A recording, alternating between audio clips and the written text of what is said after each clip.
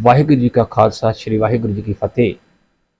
धन धन बीड़ बाबा बुढ़ा साहिब जी के हैड ग्रंथी भाई निशान सिंह जी गंडीविंड जिहड़े कि बतौर बीड़ बाबा बुढ़ा साहिब जी के हैड ग्रंथी साहिब की अपनी निभा रहे हैं, सेवा निभा रहे हैं। तो आओ उन्हां नाल सांझ करते हैं पहले तो फतेह दी कि भाई जी वाहिगुरू जी का खालसा वाहिगुरू जी की फतेह। फतेह तो बाद गल करते हाँ भाई साहब नाल कि भाई साहब की जिंदगी बारे कहना पावे कि जीवनी बारे जो इन्हों ने किताबां लिखियां उन्होंने बारे कि सेवा निभाने के नाल नाल एक इन्होंने किताब लिखन का भी शौक है। इन्हों यह शौक कदों जाग्या, किस तरह जाग्या, तो ये सेवा भी निभाते हैं बीड़ बाबा बुढ़ा साहब जी के दरबार से। तो आओ इन्होंने विचार वटांदरा करते हैं। हाँ जी बाबा जी, साडे को कुछ गल्लां तुहाडे जीवन बारे पूछांगे तो कुछ तुहाडे जिहड़ियां जिंदगी दीयां लिखियां किताबां सच्चाइयां जां साडा समाज अज जिस गुजर रहा वा हालात दे विचों, एक तो नशियां तों ते एक जिहड़ा साडे समाज दे नाल हुंदे ने वितकरे हुंदे ने, उन्हां बारे तुहाडे नाल गल करांगे। हाँ जी बाबा जी, तुसीं अपने जीवन तो शुरू करो कि छोटे जीवन दे विच, छोटी उम्र दे विच कई बारी बड़े बड़े तरह के शौक होंगे ने कि मैं पुलिस ऑफिसर बना या मैं फौज दे विच भर्ती होवां या मैं कोई होर ऑफिसर बना, पर तुहाडे मन दे विच ये भावना किस तरह जागी कि तुसीं अपने गुरु महाराज जी की सेवा निभानी आ। तुसीं अपने जिस तरह कि इस वक्त हैड ग्रंथी जी, इस लाइन दे किस तरह तुसीं आए? सब तो पहला तो समूह दर्शकों को वाहिगुरू जी का खालसा और वाहिगुरू जी की फतेह। और आप सारी टीम का धन्यवाद है, तुसीं दर्शकों के रूबरू कर रहे हो। पर मैं दसना चाहना है कि असल दे विच ये मेरा कोई टीचा नहीं सी, निशाना नहीं सी कि मैं गुरु घर दे विच ग्रंथी सिंह वजों सेवा निभावांगा या कोई पुस्तकां लिखांगा। ये वाहिगुरू अकाल पुरख जी की बख्शिश ही हुंदी है, क्योंकि मेरा जन्म पिंड गंडीविंड तहसील जिला तरनताਰਨ विखे होया है। पिता जी का नाम सरदार पूर्ण सिंह और माता जी का नाम महेंद्र कौर जी सन। और 10वीं तक पढ़ाई करदियां ये मैं जरूर दसना चाहना है कि जब मैं 8वीं क्लास से जो लिखना शुरू किया 83 दे विच, उदों मैं बहुत सारिया छोटिया छोटिया काव्य रूप के रचनावां लिखदा सी और बहुत सारे लोगों ने मेरिया रचनावां नूं अपने नाम के हेठ छपवाया। और उस तो बाद दे विच 10वीं करन तो बाद विच मैं डॉक्टरी लाइन दे विच आया, क्योंकि एक बार मैं फौज दे विच भर्ती होया, जाना सी बिस्तरा लेके, मन ना कीता, इस वास्ते उस नौकरी नूं छड्डता। और मापियां दी एक चाह सी कि साडा बच्चा जिहड़ा है डॉक्टरी लाइन विच आवे, भावें कि उन्हां नूं ज़्यादा पता नहीं सी, क्योंकि इन्ने बहुते पढ़े लिखे नहीं सी, ना सानूं समझ सी। एक RMP डॉक्टर के नाल प्रैक्टिस की, 2-3 साल का समा जिहड़ा सी वो निभाया। सो खैर हालात जिहड़े सी उदों बहुत विगड़े हुए सी, खास करके भावें सारे हिंदुस्तान दे सी, पर पंजाब दे अंदर नौजवान मुंडियां नूं जिहड़ा सी वो पुलिस प्रशासन दे वल्लों झूठे सच्चे मुकदमे बना बना के एनकाउंटर किया जाता सी, मारिया जाता सी। हालात कोई एडे बहुते चंगे नहीं सी। इन्हां समयां दे दौरान कई उतरा चढ़ाए, बड़े संताप पिंडे ते हंडाउणे पए और घरों बेघर भी होना पिया, क्योंकि हालात ही उदों कुछ इस तरह के बने हुए सी। और सन 1990 दे विच मेरी मैरिज हुई सी चिंतकोट नगर के सरदार अजैब सिंह जी की सपुत्री श्रीमती अमरीक कौर जी के नाल। उन्होंने अमृतपान किया हुआ सी, शायद ये दर्शकों वास्ते नवा होगा, मैं दस देवां कि उन्होंने अमृतपान किया हुआ सी, पर मैं अजे अमृत नहीं सी छकिया। मैं कई बार उन्होंने कहता हुंदा सी कि मैं ये नहीं कहता कि तुसीं किरपान उतार दिओ, पर तुसीं मैनूं नहीं कहना कि अमृत छक लवो। खैर लिखण की रुचि वधिया सी, और दूसरा उन्होंने आउण दे नाल जदों उन्होंने बाणी पढ़नी, मैं भी नाल बाणी पढ़न लग पिया। रंग लागत लागत लागत है। और एक साल बाद ही 1991 दे विच मैं इस गुरुद्वारा बीड़ बाबा बुढ़ा साहब जी के स्थान तो खंडे की पौल प्राप्त की और मानसिकता के अंदर काफ़ी जिहड़ा सी बदलाव आ गया। मन के करीब उठी कि क्यों ना होवे ਮੈਂ ਗੁਰਬਾਣੀ ਦੀ ਸੰਥਿਆ ਲਵਾਂ। परंतु बहुत सारे ऐसे लोग सी जिहड़े मैनूं गुरबाणी की संथ्या नहीं सी देनी चाहुंदे। और ये भी गल एक विलक्षण जी होवेगी कि मैं नकल मार के पाठ सीखिया सी, जिवें संस्कृत बाणी हो गई, भगत कबीर साहब, बाबा फरीद साहब जी दे श्लोक। हौली हौली फिर मैनूं हो गया, चंगे उस्ताद मिल गए। ज्ञानी रंजीत सिंह जी भुच्चर कलां दे, छोटी भुच्चर दे रहण वाले सी ते शहीद सिख मिशनरी कॉलेज के विद्यार्थी सी।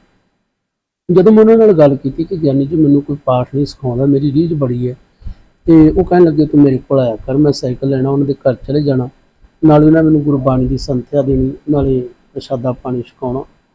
ਔਰ ਉਹਨਾਂ ਦੇ ਬਦੌਲਤ ਹੀ ਮੈਂ ਪ੍ਰਚਾਰਕ ਲਾਈਨ ਚੁਣੀ। ਉਹਨਾਂ ਨੇ ਮੈਨੂੰ ਗਾਈਡ ਕੀਤਾ ਕਿਉਂਕਿ ਮੈਂ ਚਾਹੁੰਦਾ ਸੀ ਸ਼ਹੀਦ ਸਿੱਖ ਮਿਸ਼ਨਰੀ ਕਾਲਜ ਅੰਮ੍ਰਿਤਸਰ ਤੋਂ ਡਿਪਲੋਮਾ ਕਰਾਂ, ਪਰ ਮੈਂ ਓਵਰ ਏਜ ਹੋ ਚੁੱਕਾ ਸੀ। ਇਸ ਵਾਸਤੇ ਉਹਨਾਂ ਨੇ ਮੈਨੂੰ ਕਿਹਾ ਕਿ ਤੂੰ ਇਸ ਤਰ੍ਹਾਂ ਕਰ ਕਿ पत्र विहार कोर्स कर ले सिख मिशनरी कॉलेज तो। फिर मैं वो कोर्स जिहड़ा सी बड़ी लगन दे नाल कीता। दूसरा मैं गुरुद्वारा भगत जलन दास जी के स्थान पर पाठ करता हुंदा सी। साडे सारे ग्रंथी जिहड़े बड़े सहयोगी सी, मेरे नाल बड़ा प्यार करदे हुंदे सी। जदों भी किते अखंड पाठ का भोग होना तो उन्होंने मैनूं कहना भी तू मुख वाक दी विचार कर, कथा कर। मैं कई बार ना करनी, मैं कहना नहीं नहीं तू रब की गल करनी, कोई गल नहीं, शुरुआत ते कर।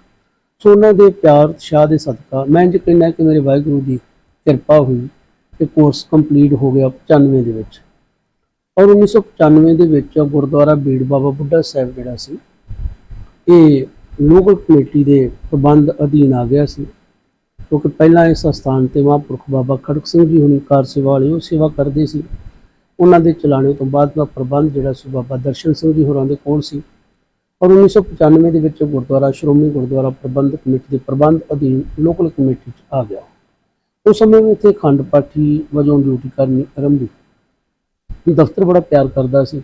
ਮੈਂ ਹੌਲੀ ਹੌਲੀ ਸਟੇਜ ਦੇ ਉੱਪਰ ਜਿਹੜੀ ਸੀ ਸੈਕਟਰੀ ਦੀ ਸੇਵਾ ਨਿਭਾਉਣੀ ਸ਼ੁਰੂ ਕਰ ਦਿੱਤੀ। ਔਰ 1999 ਵਿੱਚ ਇਹ ਵੀ ਇੱਕ ਮੇਰੇ ਲਈ ਫਖਰ ਵਾਲੀ ਵੀ ਗੱਲ ਹੈ ਔਰ ਦੱਸਣਾ ਵੀ ਜ਼ਰੂਰੀ ਬਣਦਾ ਹੈ।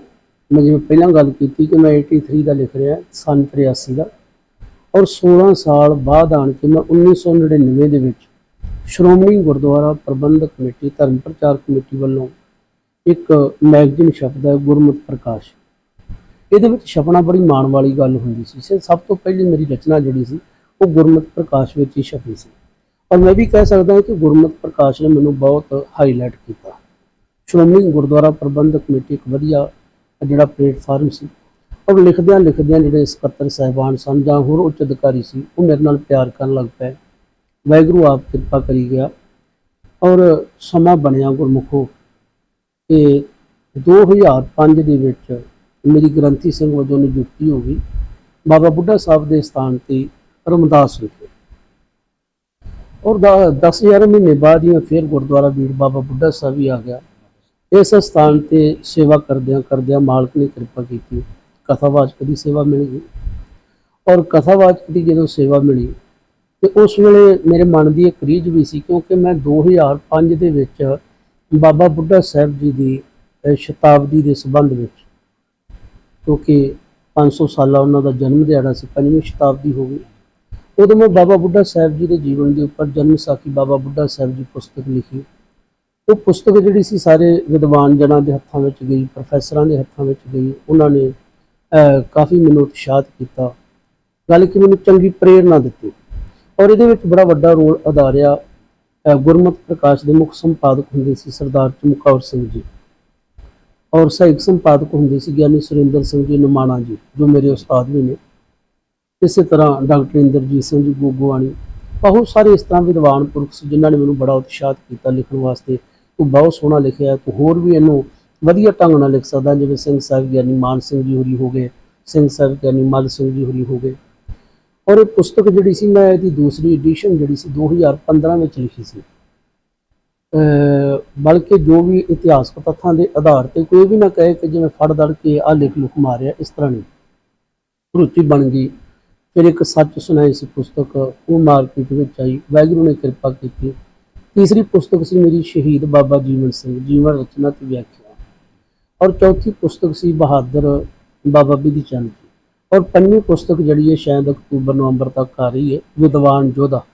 ਇਹ ਬਾਬਾ ਦੀਪ ਸਿੰਘ ਜੀ ਨਾਲ ਸੰਬੰਧਿਤ ਹੈ। ਇਸ ਪੁਸਤਕ ਦਾ ਨਾਮ ਹੋਵੇਗਾ ਵਿਦਵਾਨ ਯੋਧਾ, ਤੇ ਇਹ ਸ਼ਾਇਦ ਅਕਤੂਬਰ ਨਵੰਬਰ ਤੱਕ ਆ ਜਾਏਗੀ। ਸੋ ਮੈਂ ਬੇਨਤੀ ਕਰਾਂ ਕਿ ਜਦੋਂ ਬਾਬਾ ਬੁੱਢਾ ਸਾਹਿਬ ਦੇ ਸਥਾਨ ਤੇ ਕਥਾਵਾਚਕ ਜੋ ਸੇਵਾ ਨਿਭਾ ਰਿਹਾ ਸੀ, ਤੇ ਵਾਹਿਗੁਰੂ ਮੇਰੀ ਝੋਲੀ ਦੇ ਅੰਦਰ ਹੋਰ ਬਖਸ਼ਿਸ਼ਾਂ ਪਾਉਂਦਿਆਂ ਇਸ ਸਥਾਨ ਦੀ ਮੈਨੂੰ ਹੈਡ ਗ੍ਰੰਥੀ ਦੀ ਸੇਵਾ ਦੇ ਕੇ ਨਵਾਜਿਆ, ਔਰ 1/11 ਤੋਂ ਬਤੌਰ ਇੱਥੇ ਹੈਡ ਗ੍ਰੰਥੀ ਵਜੋਂ ਸੇਵਾ ਨਿਭਾ ਰਹੇ।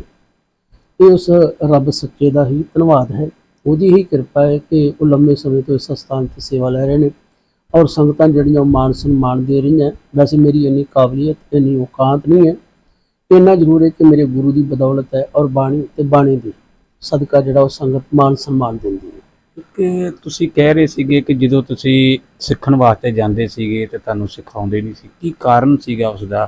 ਕਿ ਕਿਸੇ ਗੱਲ ਦਾ ਭੇਦਭਾਵ ਕੀਤਾ ਜਾਂਦਾ ਸੀਗਾ ਜਾਂ ਕੋਈ ਵੈਸੇ? ਨਹੀਂ, ਇਸ ਤਰ੍ਹਾਂ ਕੁਝ ਨਹੀਂ ਸੀ ਹੈਗਾ। ਉਹਦਾ ਕਾਰਨ ਇਹ ਹੁੰਦਾ ਸੀ ਕਿ ਜਿਵੇਂ ਅਸੀਂ ਆਪਣਾ ਕੋਈ ਨਵਾਂ ਸ਼ਰੀਕ ਤਿਆਰ ਨਹੀਂ ਕਰਨਾ, ਕਿ ਜੇ ਵੀ ਪਾਠ ਕਰਨ ਲੱਗ ਪਿਆ ਤੇ ਸਾਡਾ ਇੱਕ ਸ਼ਰੀਕ ਹੋਰ ਪੈਦਾ ਹੋ ਜਾਊਗਾ, ਕਿਉਂਕਿ ਈਰਖਾ ਹਰ ਖੇਤਰ 'ਚ ਹੁੰਦੀ ਆ। ਪਰੰਤੂ ਜੋ ਮੇਰੇ ਵੇਖਣ ਵਿੱਚ ਆਈ ਨਾ, ਧਾਰਮਿਕ ਖੇਤਰ ਜਿਹੜਾ ਉਹ ਵੀ ਈਰਖਾ ਦਵੈਸ਼ ਤੋਂ ਬਚ ਨਹੀਂ ਸਕਿਆ। ਆਹ ਕਾਰਨ ਸੀ। ਵੈਸੇ ਜਿੱਤੇ ਗੁਰੂ ਦੀ ਬਖਸ਼ਿਸ਼ ਹੋ ਜਾਵੇ ਉਹਨੂੰ ਈਰਖਾ ਕੋਈ ਵੀ ਚੀਜ਼ ਪਿੱਛੇ ਨਹੀਂ ਕਰ ਸਕਦੀ, ਸੱਚ ਹੈ ਗੱਲ?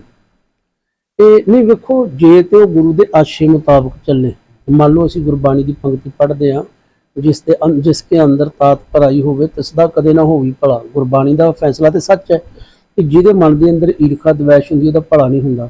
ਜੋ ਬੰਦਾ ਪੜ੍ਹ ਕੇ ਉੱਤੇ ਅਮਲ ਨਹੀਂ ਕਰਦਾ, ਇਹਦੇ ਵਿੱਚ ਫਿਰ ਗੁਰਬਾਣੀ ਦਾ ਕਸੂਰ ਥੋੜ੍ਹਾ ਹੈ, ਗੁਰੂ ਦਾ ਕਸੂਰ ਥੋੜ੍ਹਾ ਹੈ।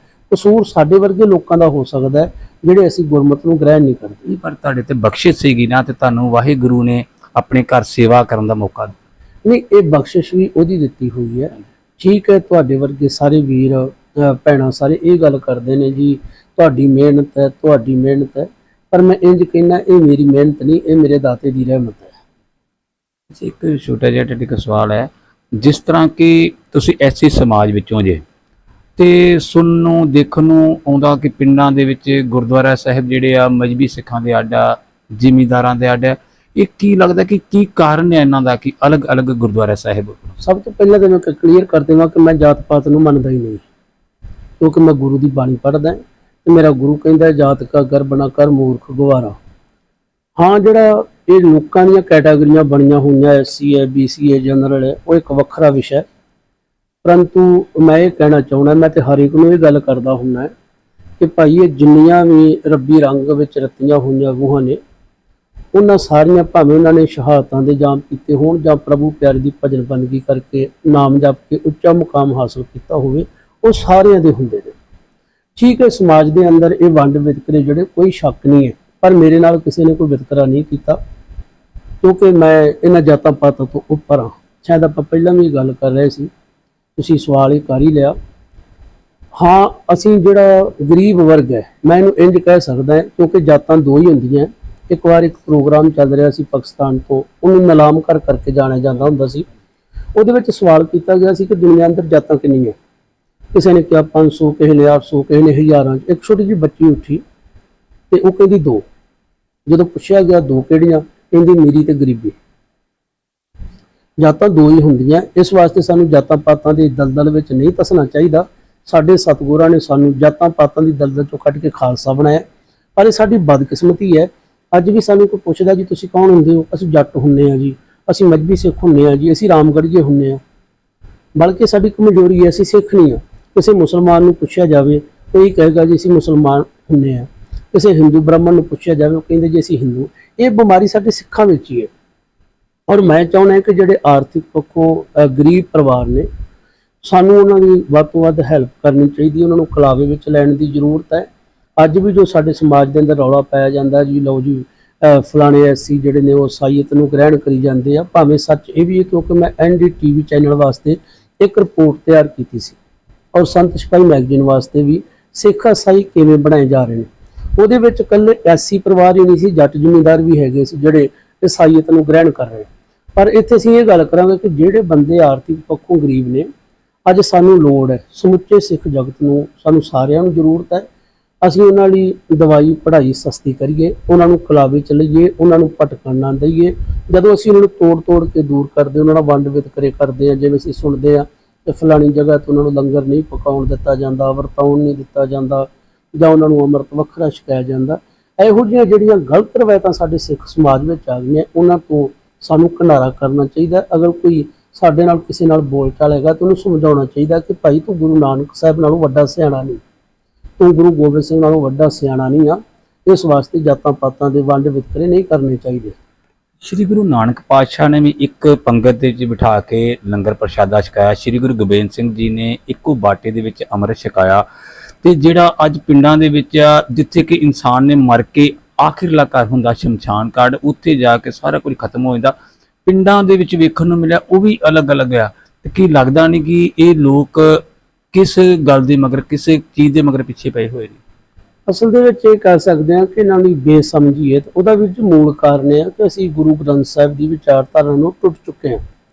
ਜੇ ਹਰੇਕ ਮਾਈ ਭਾਈ ਸਹਿਜ ਪਾਠ ਕਰੇ, ਗੁਰਬਾਣੀ ਨੂੰ ਵਿਚਾਰ ਕੇ ਪੜ੍ਹੇ ਸਮਝੇ, ਫਿਰ ਅਸੀਂ ਇਸ ਤਰ੍ਹਾਂ ਦੇ ਵੰਡ ਵਿਤਕਰਿਆਂ ਚੋਂ ਨਿਕਲ ਸਕਦੇ ਹਾਂ। ਅਸੀਂ ਆਪਣੇ ਇਤਿਹਾਸ ਤੋਂ ਵੀ ਕਿਨਾਰਾ ਕਰਦੇ ਜਾ ਰਹੇ, ਅਸੀਂ ਗੁਰਬਾਣੀ ਨੂੰ ਵੀ ਕਲਾਂਜਲੀ ਦਿੰਦੇ ਜਾ ਰਹੇ। ਇਹੀ ਕਾਰਨ ਹੈ ਕਿ ਪਿੰਡਾਂ ਦੇ ਵਿੱਚ ਜਾਤਾਂ ਦੇ ਨਾਂ ਤੇ, ਪੱਤੀਆਂ ਦੇ ਨਾਮ ਦੇ ਉੱਪਰ ਸ਼ਮਸ਼ਾਨ ਘਾਟ ਬਣੇ ਹੋਏ ਨੇ, ਜੋ ਕਿ ਗਲਤ ਹੈ। ਜਿਵੇਂ ਅਸੀਂ ਗੁਰਦੁਆਰੇ ਜਿਹੜੇ ਨੇ ਵੱਖ-ਵੱਖ ਬਣਾਏ ਹੋਏ ਨੇ ਜੀ, ਇਹ ਜੱਟਾਂ ਦਾ ਗੁਰਦੁਆਰਾ ਜੀ, ਇਹ ਮੱਝੀਆਂ ਦਾ ਗੁਰਦੁਆਰਾ ਜੀ, ਰਾਮਗੜੀਆਂ ਦਾ ਗੁਰਦੁਆਰਾ, ਇਹ ਸੰਧੂਆਂ ਦਾ ਗੁਰਦੁਆਰਾ, ਇਹ ਗਿੱਲਾਂ ਦਾ ਗੁਰਦੁਆਰਾ, ਇਹ ਸਾਡੀ ਮਾਨਸਿਕ ਕਮਜ਼ੋਰੀ ਹੈ। ਗੁਰਦੁਆਰਾ ਕੇਵਲ ਗੁਰਦੁਆਰਾ ਹੀ ਹੁੰਦਾ ਹੈ। ਇਸੇ ਤਰ੍ਹਾਂ ਕੋਸ਼ਿਸ਼ ਹੋਣੀ ਚਾਹੀਦੀ ਹਰ ਪਿੰਡ ਦੇ ਵਿੱਚ ਇੱਕ ਗੁਰਦੁਆਰਾ ਹੋਵੇ ਔਰ ਇੱਕ ਹੀ ਸ਼ਮਸ਼ਾਨ ਭੂਮੀ ਹੋਣੀ ਚਾਹੀਦੀ ਹੈ। ਕਿਉਂਕਿ ਜੇ ਅਸੀਂ ਕਹੀਏ ਸ਼ਮਸ਼ਾਨ ਭੂਮੀਆਂ ਜ਼ਿਆਦਾ, ਤੇ ਸ਼ਮਸ਼ਾਨ ਭੂਮੀ ਤੇ ਇੱਕ ਹੀ ਨਹੀਂ ਭਰਦੀ। ਅਸੀਂ ਕੋਸ਼ਿਸ਼ ਕਰਦੇ ਹਾਂ ਕਿ ਜੇ ਕੋਈ ਮਰ ਕੇ ਵੀ ਕਿਤੇ ਇੱਕ ਥਾਂ ਤੋਂ ਉਹਨਾਂ ਦੀ ਖਾਕ ਇਕੱਠੀ ਨਾ ਹੋ ਜੇ, ਇਹਨਾਂ ਨੂੰ ਅਸੀਂ ਮਰਦਿਆਂ ਵੀ ਵੱਖ-ਵੱਖ ਹੀ ਰੱਖੀਏ। ਇਸ ਵਾਸਤੇ ਇਹ ਸਾਡੀਆਂ ਕਮਜ਼ੋਰੀਆਂ ਦਾ ਮੂਲ ਕਾਰਨ ਗੁਰਮਤ ਤੋਂ ਅਗਿਆਨਤਾ ਵਾਲੀ ਗੱਲ ਹੈ। ਇਸ ਨੂੰ ਜ਼ਰੂਰ ਵਿਚਾਰਨਾ ਚਾਹੀਦਾ ਹੈ। ਮੈਂ ਤੁਹਾਨੂੰ ਇੱਕ ਛੋਟੀ ਜਿਹੀ ਗੱਲ ਆਪਣੇ ਵੱਲੋਂ ਕਹਿ ਰਿਹਾ ਕਿ ਤਰਨਤਾਰਨ ਦੇ ਨਜ਼ਦੀਕ ਪਿੰਡ ਸਭਰਾਂ ਹੈ, ਤੇ ਉੱਥੇ ਇੱਕ ਪਿੰਡ ਦੇ ਵਿੱਚ 12 ਸ਼ਮਸ਼ਾਨ ਘਾਟ, 12 ਪੱਤੀਆਂ ਨੇ, 12 ਸ਼ਮਸ਼ਾਨ ਘਾਟ ਨੇ। ਦੇਖੋ ਕਿ ਕੈਸੇ ਸਾਡੇ ਪੰਜਾਬ ਦੇ ਵਿੱਚ, ਪੰਜਾਬ ਦਾ ਜ਼ਿਲ੍ਹਾ ਤਰਨਤਾਰਨ ਹੈ, ਤਰਨਤਾਰਨ ਦੇ ਨਜ਼ਦੀਕ ਪਿੰਡ ਸਭਰਾਂ ਪੈਂਦਾ, ਉਹਦੇ ਵਿੱਚ 12 ਪੱਤੀਆਂ ਤੇ 12 ਸ਼ਮਸ਼ਾਨ ਘਾਟ ਨੇ। ਇਹ ਇੱਕ ਅਨੋਖੀ ਗੱਲ ਹੈ। ਤੇ ਭਾਈ ਸਾਹਿਬ ਸਾਨੂੰ ਦੱਸ ਰਹੇ ਨੇ, ਬਿਲਕੁਲ ਸਹੀ ਗੱਲ ਹੈ ਕਿ ਜਿਹੜਾ ਸ਼੍ਰੀ ਗੁਰੂ ਗ੍ਰੰਥ ਸਾਹਿਬ ਜੀ ਦੇ ਲਿਖੇ ਤੇ ਨਹੀਂ ਚੱਲਦਾ ਉਹ ਗੁਰੂ ਦਾ ਸਿੱਖ ਨਹੀਂ। ਅੱਛਾ ਭਾਈ ਸਾਹਿਬ, ਇੱਕ ਛੋਟੀ ਜਿਹੀ ਤੁਹਾਡੇ ਨਾਲ ਗੱਲ ਆ ਕਿ ਇੱਕ ਇਹ ਵੀ ਕਿਹਾ ਜਾਂਦਾ ਕਿ ਜਿਹੜਾ ਗੁਰੂ ਦੀ ਬਾਣੀ ਤੇ ਨਹੀਂ ਚੱਲਦਾ, ਲਿਖੇ ਤੇ ਨਹੀਂ ਚੱਲਦਾ, ਸਿੱਖਿਆ ਤੇ ਨਹੀਂ ਚੱਲਦਾ, ਗੁਰੂ ਦਾ ਸਿੱਖ ਨਹੀਂ। ਜਿਹਨੂੰ ਬ੍ਰਹਮ ਦਾ ਗਿਆਨ ਨਹੀਂ ਉਹ ਬ੍ਰਾਹਮਣ ਨਹੀਂ। ਇਹ ਗੱਲਾਂ ਮੁਸਲਮ ਈਮਾਨ, ਜਿਹੜਾ ਆਪਣੇ ਈਮਾਨ ਦਾ ਪੱਕਾ ਨਹੀਂ ਉਹ ਮੁਸਲਮਾਨ ਨਹੀਂ। ਇਹ ਕਿੰਨਾ ਕੁ ਸੱਚ, ਇਹਦੇ ਬਾਰੇ ਦੱਸੋ। ਵੇਖੋ, ਗੁਰਬਾਣੀ ਦਾ ਇੱਕ ਇੱਕ ਸ਼ਬਦ, ਇੱਕ ਇੱਕ ਹਰਫ ਸੱਚਾ ਹੈ, ਤੇ ਇਹ ਸਾਰੇ ਬੋਲ ਗੁਰਬਾਣੀ ਦੇ ਵਿੱਚ ਨੇ। ਠੀਕ ਹੈ। ਜਿਵੇਂ ਕਿ ਸਤਿਗੁਰੂ ਕਹਿੰਦੇ ਆ ਕਿ ਮੁਸਲਮਾਨ ਕਹਾਵਣ ਮੁਸ਼ਕਲ, ਕੋਈ ਸੌਖਾ ਨਹੀਂ ਆਪਣੇ ਆਪ ਨੂੰ ਮੁਸਲਮਾਨ ਅਖਵਾਉਣਾ। ਉਹਦੇ ਵਿੱਚ ਕਿਹੜੇ ਗੁਣ ਹੋਣੇ ਚਾਹੀਦੇ ਆ? ਜਿਵੇਂ ਮੁਸਲਮਾਨ ਕਹਾਵਣ ਮੁਸ਼ਕਲ, ਜਾਂ ਹੋਏ ਤਾਂ ਮੁਸਲਮਾਨ ਕਹਾਵੇ, ਆਵਲ ਔਲ ਦੀਨ ਕਰ ਮਿੱਠਾ, ਮਸਕਲ ਮਾਨਾ ਮਾਲ ਮੁਸਾਵੇ, ਹੋਏ ਮੁਸਲਮ ਦੀਨ ਮੁਹਾਣੇ, ਮਰਨ ਜੀਵਨ ਕਾ ਭਰਮ ਚੁਕਾਵੇ, ਰੱਬ ਕੀ ਰਜਾਏ ਮੰਨੇ ਸਿਰ ਉੱਪਰ, ਕਰਤਾ ਮੰਨੇ ਆਪ ਗਵਾਵੇ, ਤਾਂ ਸਰਬ ਜੀਆਂ ਮੈਂ ਰਾਮਤ ਹੋਏ ਤਾਂ ਮੁਸਲਮਾਨ ਕਹਾਵੇ। ਜਾਂ ਅਸੀਂ ਕਹਿੰਦੇ ਸੋ ਬ੍ਰਹਮਣ ਜੋ ਬਿੰਦੇ ਬ੍ਰਹਮ, ਬ੍ਰਹਮਣ ਉਹੀ ਹੈ। ਜਾਂ ਅਸੀਂ ਖੱਤਰੀ ਸੋ ਜੋ ਕਰਮਾ ਕਾ ਸੂਰ। ਇਸੇ ਤਰ੍ਹਾਂ ਸਿੱਖ ਵਾਸਤੇ ਵੀ ਹੈ, ਸਿੱਖੀ ਸਿੱਖਿਆ ਗੁਰ ਵਿਚਾਰ। ਜਿਵੇਂ ਅਸੀਂ ਸ਼ਬਦ ਪੜ੍ਹਦੇ ਹਾਂ, ਸੋ ਸਿੱਖ ਸਖਾ ਬੰਦ ਪਹਿ ਭਾਈ, ਜੇ ਗੁਰ ਕੇ ਪਾਣੀ ਵਿੱਚ ਆਵੇ।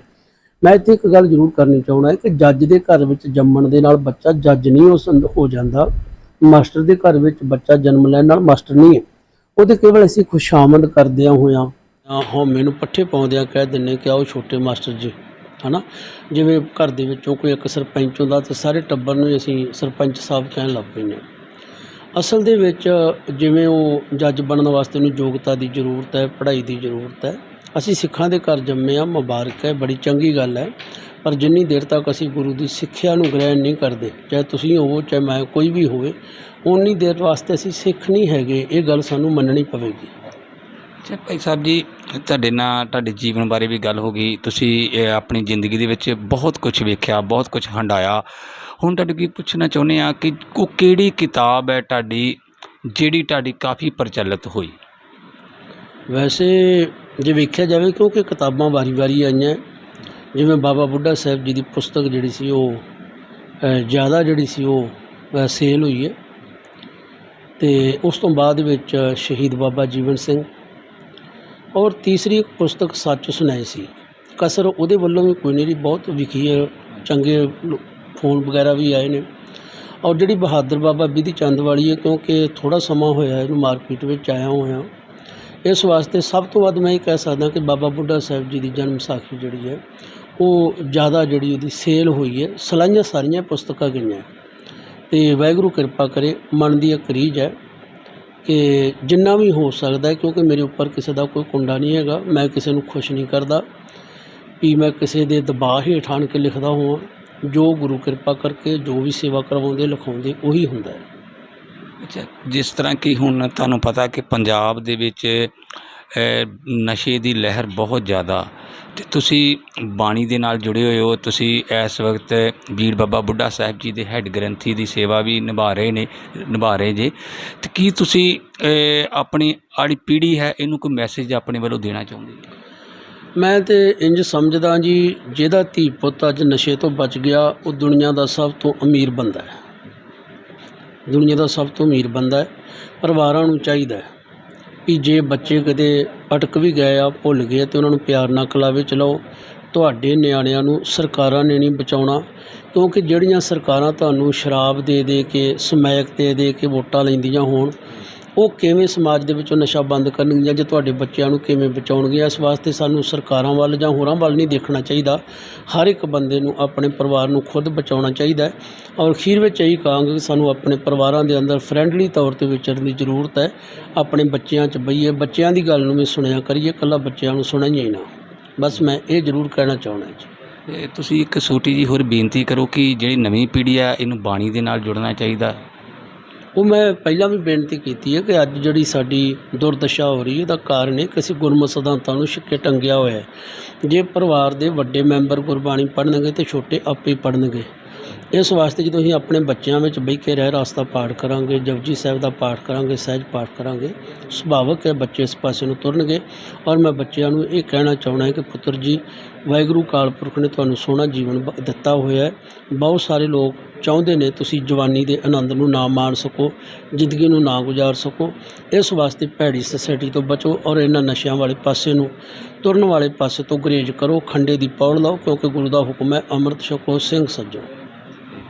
ਇਹ ਸਨ ਜੀ ਭਾਈ ਨਿਸ਼ਾਨ ਸਿੰਘ ਜੀ ਗੰਡੀਵੰਡ, ਜਿਹੜੇ ਕਿ ਬੀੜ ਬਾਬਾ ਬੁੱਢਾ ਸਾਹਿਬ ਜੀ ਦੇ ਹੈੱਡ ਗ੍ਰੰਥੀ ਨੇ। ਇਹਨਾਂ ਨੇ ਆਪਣੇ ਜੀਵਨ ਬਾਰੇ ਵੀ ਦੱਸਿਆ ਅਤੇ ਆਪਣੀ ਜੀਵਨੀ 'ਤੇ ਆਪਣੇ ਚਾਨਣਾ ਪਾਇਆ। ਇਹਨਾਂ ਦੇ ਜਿਹੜੀਆਂ ਬੁੱਕਾਂ ਇਹਨਾਂ ਨੇ ਲਿਖੀਆਂ ਨੇ ਉਹਨਾਂ ਬਾਰੇ ਦੱਸਿਆ ਹੈ, ਅਤੇ ਇਹਨਾਂ ਨੇ ਨਾਲ ਆਪਣੇ ਦੇਸ਼ ਵਾਸੀਆਂ ਨੂੰ ਇਹ ਵੀ ਕਿਹਾ ਕਿ ਨਸ਼ਿਆਂ ਤੋਂ ਰਹਿਤ ਰਹੋ ਅਤੇ ਬਾਣੀ ਦੇ ਨਾਲ ਜੁੜੋ। ਤਰਨ ਤਾਰਨ ਤੋਂ GDS ਪੰਜਾਬ ਨਿਊਜ਼ ਲਈ ਨਿਸ਼ਾਨ ਸਹੋਤਾ ਦੀ ਰਿਪੋਰਟ।